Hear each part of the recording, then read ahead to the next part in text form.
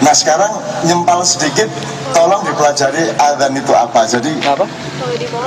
membenahi kembali deh ilmu-ilmu dasar kita. Ada ilmu adzan, ilmu sujud, ilmu sholat, ilmu puasa, ilmu macam-macam yang kecil-kecil. Adzan itu siapa tahu artinya apa? Nggak kelihatan loh itu. Panggilan, memanggil. Kalau manggil itu dakwah. Habis ini Da'a yada'u da'watan wa huwa da'i. Dakwah itu panggilan, yada'u memanggil, pemanggilnya namanya da'i. Kalau tabligh itu menyampaikan, penyampaian. Kalau subjek yang memanggil, yang menyampaikan namanya mubaligh. Diperjelas ya etimologinya ya. Kalau mubaligh itu yang menyampaikan. Iklan itu dari kata al-i'lan. Al-i'lan itu artinya pengumuman.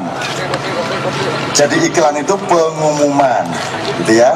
Nah adzan itu dari kata adzana yu'adzinu adzanan wa huwa mu'adzinun. Yang mengerjakan namanya mu'adzin, pekerjaannya namanya adzan. Adzan itu ngandani, ngasih tahu, rek sudah maghrib, rek sudah isya, rek sudah subuh. Nah, mari dianalisis di tempat masing-masing. Beberapa hal saya kasih contoh. Orang ngasih tahu itu kan dua pihak, yang satu yang memberitahu, yang kedua yang diberitahu. Pemberitahuan diperlukan karena yang akan dikasih tahu itu belum tahu, kan gitu. Betul enggak? Karena belum tahu maka perlu dikasih tahu. Sekarang saya tanya, Anda kalau dengar adzan maghrib, Anda merasa dikasih tahu atau tidak? Apa Anda sudah tahu kalau maghrib? Anda sudah tahu belum kalau itu maghrib? Punya jam enggak? Punya jam enggak? Punya arloji enggak? Bisa enggak untuk mudah tahu sendiri kapan maghrib, kapan isya? Mudah kan? Saya tidak melarang adzan, tapi pokoknya orang yang perlu dikasih tahu itu adalah orang yang belum tahu atau tidak punya alat untuk tahu. Kecuali orang yang punya pengetahuan untuk tahu tapi malas untuk mengetahui, maka dia membutuhkan pemberitahuan. Jadi kalau adzan bertebaran di mana-mana, kemungkinannya dua. Orangnya tidak punya alat untuk tahu bahwa waktu sholat sudah tiba, atau orangnya pemalas, nggak mau ngelihat jam sendiri, pokoknya tergantung kepada pemberitahuan dari masjid. Itu pertama, itu monggo dianalisis. Saya nggak ngeklaim apa-apa. Nomor dua, kalau saya ngasih tahu Pak Pujo, kalau jarak saya sekian, itu kan Pak Pujo, kalau saya sampai teriak, itu kemungkinannya dua, dia tuli atau saya sendiri yang tuli. Betul nggak mas? Pak Pujo bisa itu Pak Pujo dublek utawa aku dewe sing dublek, karena saya tidak bisa mendengar suara saya sendiri kalau tidak saya teriak keras-keras. Jadi kalau adzannya sangat keras, itu kemungkinannya dua. Kalau tidak masyarakat di sekitarnya itu tuli, yang adzan yang tuli. Walau alam saya tidak tahu, pokoknya kira-kira gitu kan ya logikanya orang memberitahu. Saya tidak melarang ini, menyetujui itu, pokoknya kira-kira gitu logikanya ya. Nomor dua ngasih tahu, nomor tiga ngasih tahu kan ada estetikanya dong.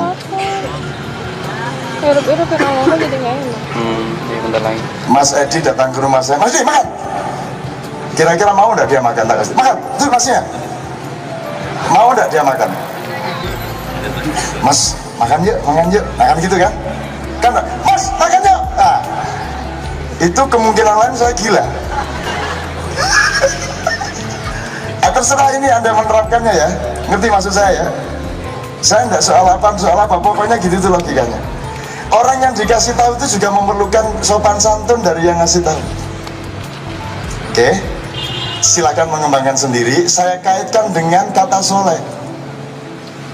Ada adzan yang soleh, ada naik haji yang soleh, ada sholat yang soleh, tapi ada juga sholat yang tidak soleh, ada naik haji yang tidak soleh, ada wiritan yang tidak soleh, ada zikir yang tidak soleh, ada adzan yang tidak soleh. Mada soleh?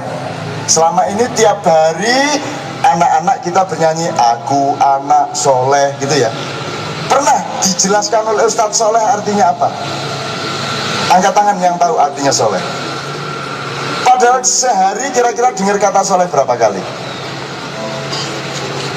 Puluhan kali, bahkan ratusan kali. Sudah berapa tahun dengar kata soleh? Sejak kecil.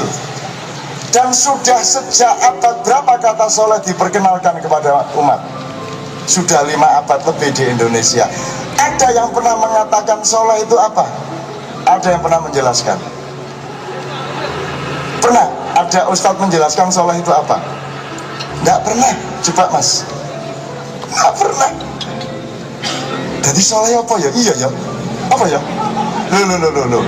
Saking tidak ngertinya soleh, maka Muhammad Sobari, intelektual kita dari LIPI, membuat idiom soleh itu jangan hanya kesolehan pribadi, tapi juga harus kesolehan sosial, kan itu? Benar maksudnya, arahnya juga benar, tapi tidak ada kesolehan pribadi dan kesolehan sosial, yang ada kesolehan. Kalau ada orang dianggap punya kesolehan pribadi tapi tidak punya kesolehan sosial, itu namanya tidak soleh. Soleh itu ya memenuhi syarat individu maupun sosial, itu baru soleh. Jadi soleh itu bukan apa, baik gitu ya. Baik itu kalau dalam Al-Quran ada 2, ada khair, ada ma'ruf. Dulu sudah pernah saya jelaskan. Khair itu kebaikan yang teoritis dan universal, maka treatmentnya dia bukan di bidang hukum tapi di bidang moral, yaitu yada'una ilal khair. Jadi dia dianjurkan, dihimbaukan, itu khair.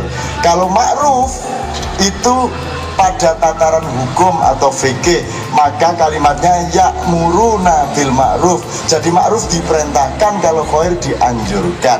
Jelas ya ilmu sosialnya ya. Maka kata-kata yang kedua itu pelengkap penderita. Ma'ruf dari kata arafa, ya'rifu irfanan wa huwa arifun wa dzaka ma'rufun. Ini Muhammadiyah tidak pernah belajar gini, yang belajar ginian NO. Bangsa dzaka ngene iki. Ya saya tidak apa-apa, Muhammadiyah punya caranya sendiri untuk belajar. Tapi yang saya tirukan ini NO, meskipun saya sendiri tidak pernah belajar seperti itu, cuman kayaknya pernah terdengar di telinga saya orang pada belajar kayak gitu, tak tirukan gitu. Nah ma'ruf itu kan irfan yang sudah empiris, sudah diuji oleh dialektika sosial, oleh perilaku masyarakat yang kolektif, sampai akhirnya disepakati sebagai norma hukum. Itu namanya ma'ruf. Ini tidak apa ya pelajaran ya, daripada ngomong bendino cangkeme gak jelas artinya ya, buanter tapi salah terus. Jadi okernet enak ini bicara. Nah ma'ruf itu tidak dipakai irfan, tidak yad'una ilal khairi wa ya'muru alamin. Even seekor semut jangan sedih, jangan dirugikan oleh perbuatan kita. Kan begitu. Kesolehan adalah perbuatan yang baik, yang indah, yang benar, dan tidak menyakiti siapapun, karena dihitung secara konstelasi. Bagaimana cerita mengenai ada seorang kiai, kalau malam ngaji dengan santrinya, kalau siang mengajak santrinya bekerja di sawah. Saking asiknya nyabutin rumput di antara tanaman padi, sampai siang dia tiba-tiba sadar, loh ini sudah menjelang asar, saya belum sholat zuhur. Maka dia cepat-cepat lari dari sawah pergi ke masjid, dan dia cepat-cepat mau wudhu, dia ambil timba, dia menimba, dia tidak perhatikan, pokoknya dia dapat air, timbanya ditaruh di bibir sumur, dan ketika dia mau mengambil air di timba itu, dilihatnya ada berpuluh-puluh semut mengambang di atas air itu, di ember itu. Ini sebuah pertanyaan teologis, sebuah pertanyaan yuridis, sebuah pertanyaan akhlak, sebuah pertanyaan nurani, sebuah pertanyaan cinta, lengkap. Apa yang kau lakukan? kamu wudhu dan matilah berbulu-bulu semut itu, ataukah apa yang engkau lakukan? Kan gitu mas. Ini soal kesolehan. Kalau dia tidak wudhu, sebentar lagi habis itu waktu zuhur. Tapi kalau dia wudhu, mungkin dia menang dapat surga dengan sholatnya, tapi Tuhan kecewa karena untuk kemuliaanmu di surga engkau membunuh makhluk-makhlukku. Yang mana yang kita pilih? Akhirnya kiai ini ngambilin semut satu persatu. Ya situ ini gitu Pak. Wah, dengan gugup-gugup itu. Begitu selesai semut terakhir ditaruh, Allahu Akbar, Allahu Akbar. Asar datang. Allah, azannya pokoknya gitu semua. Sa Indonesia. Allahu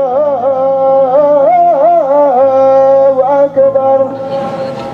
Pokoknya adanya gitu semua. Pokoknya sanggerono Peter Pan ngono kabeh. Leto ngono kabeh. Pokoknya semua nggak ada kepribadian kabeh. Pokoknya kucing adane kok koyok kucing garong. Adane koyok Jarawa kabeh. Pokoknya kabeh niru nggak punya identitas dan nggak punya kepribadian, tapi itu ekstra. Nggak apa-apa niru ya nggak apa-apa lah. Biarin aja gapurannya ada Indonesia semuanya itulah. Oke, ya saya ngomong kasar itu karena aku cinta kepadamu full. Mbak Surevi. Ayo Mbak. Oke. Saya belok. Jadi sholat jelas ya. Mungkin dia tadi berkorban, tapi masih bisa dia jamak takhir. Karena alasan untuk menjamak itu satu safar, kedua majelis ilmu, ketiga majelis jihad. Nah majelis rahmatan lil alamin yang dia lakukan kan menyelamatkan semut segitu banyak, itu kan sebuah majelis, sebuah peristiwa yang luhur, betul enggak? Kira-kira pasti ada ilatul fikih yang bisa membuat hal itu membolehkan si kiai untuk menjamak sholatnya. Kalau di Goa itu ada jamaah an-nadhir, itu sembayangnya seolah-olah hanya 3 kali. Karena kalau sholat zuhur itu di akhir waktu zuhur langsung disambung waktu waktu asar. Ntar maghrib ya gitu, di ujung waktu maghrib langsung sholat isya. Jadi praktis.